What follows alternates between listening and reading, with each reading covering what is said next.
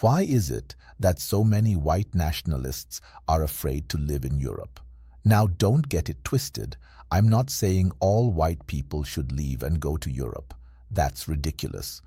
But if you're a white nationalist who claims you're just looking for a homeland for your people, isn't that homeland already there? It's honestly surprising. For a group that constantly talks about being of superior intelligence and demands separation from others, you'd think they'd have realized that the separation already existed. Europe is literally right there. But instead, many of them choose to stay in multicultural, multiracial societies they claim to hate. Let's call it what it is: ego and entitlement. The truth is, it was your ancestors, certain European settlers, who started this whole diversity thing in the first place.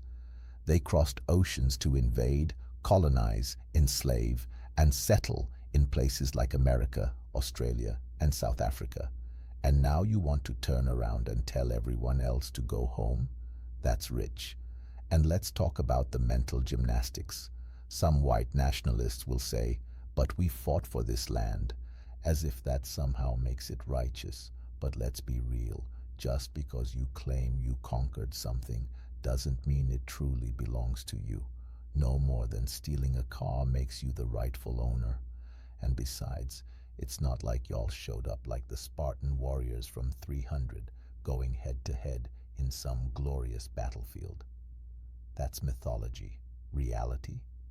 Many settlers didn't fight first. They infiltrated. They came acting like friends, making shady deals that indigenous people often didn't fully understand or that were made under pressure. They brought gifts and diseases. Smallpox wiped out entire populations before a single bullet was fired. They used deception, biological warfare, and manipulation. And only once they had the numbers, after enough death, trickery, and displacement, then they decided to wage war. So no, it wasn't all honor and flags. It was more like fraud and infection. The conquest wasn't clean, it was calculated, and it sure as hell wasn't noble.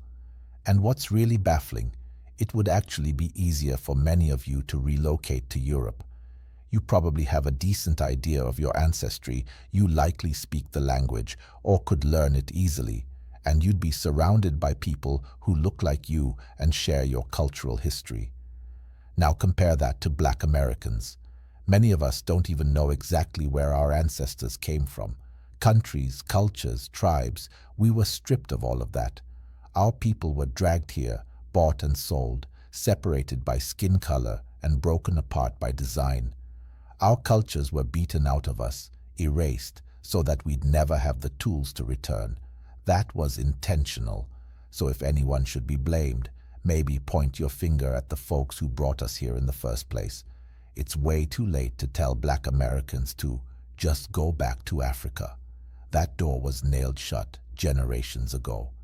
Now, if white nationalists are serious about separation and not just barking online, they need to start with reparations. Not just a check, but a real, deep effort to repair the damage. Because you don't get to steal, rape, pillage, and destroy, and then say, "We're done with you, go home," when we don't even have a home to go to.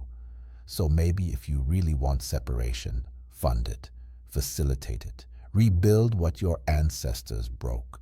But once again, for a group that claims to be so intelligent, you still haven't figured that out. Oh well.